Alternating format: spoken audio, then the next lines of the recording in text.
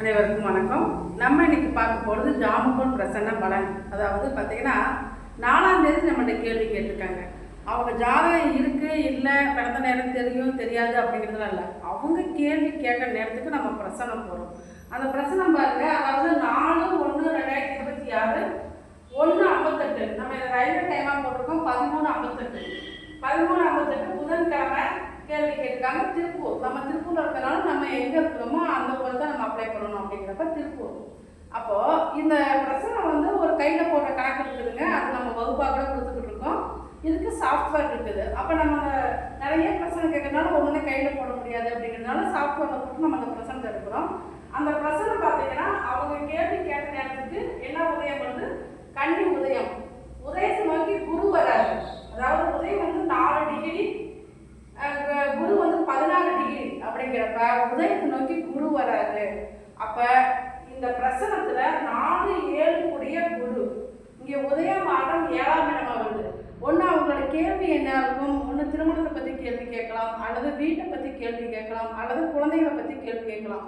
இங்கே 4ஆம் இடத்துல கவிப்பு 4 கூடிய குருவே உதயத்தை நோக்கி வராது அப்படிங்கிறப்ப அவங்களோட கேள்வி வீட்டை பற்றி தான். அப்போ வீட்டை பற்றி அவங்க என்ன கேள்வி கேட்குறாங்க, ஒரு வீடு வாங்கலாம்னு இருக்கோம், அந்த வீடு வாங்கலாமா அப்படின்னு அவங்க கேள்வி.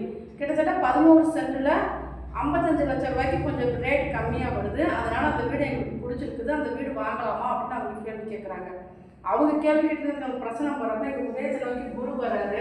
நம்ம உதயத்தை நோக்கி 4 கூடிய குருவே வராது வாங்குங்க அப்படின்னு நம்ம சொல்ல முடியாது. ஏன்னா இங்கே கவிப்பையும் நம்ம பார்த்து தான் பலன் சொல்லணும். இங்கே கவிப்பு 4ஆம் இடத்துல, இப்போ 12 பாவத்துல எங்கனாலும் கவிப்பு இருந்திருக்கலாம். இங்கே கேள்விக்கு உண்டான இடத்துல கவிப்பு இருக்கிறது ரொம்ப தப்பு. அப்போ 4ஆம் இடத்துல கவிப்பு இருந்து கவிக்கிறது செவ்வாயை கவிக்குது. 3, 8 கூடிய செவ்வாயை கவிக்குது. அதனால நீங்கள் அந்த வீட்டை வாங்க வேண்டாம். அந்த வீட்டில் ஏற்கனவே பங்காளி பிரச்சனை ஏதாச்சும் இருக்கிறதான் கேட்கறதுக்கு அண்ணன் தம்பி 2 பேர் சேர்ந்து தான் அந்த வீட்டை கட்டியிருக்காங்க. இந்த வீடு வாங்குறப்ப 4ஆம் இடத்துல கவிப்புங்கிறத இந்த வீடு நீங்கள் வாங்க வேண்டாம்.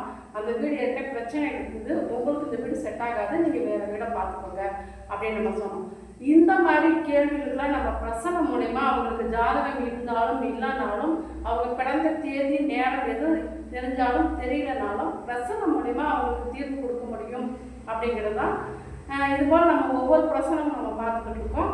இப்போ இந்த பிரசனத்தில் இந்த தீர்வு கொடுத்துருக்கோம். அதனால இப்போ அவங்க வேறு வேலை பார்த்துக்கிட்டு இருக்காங்க.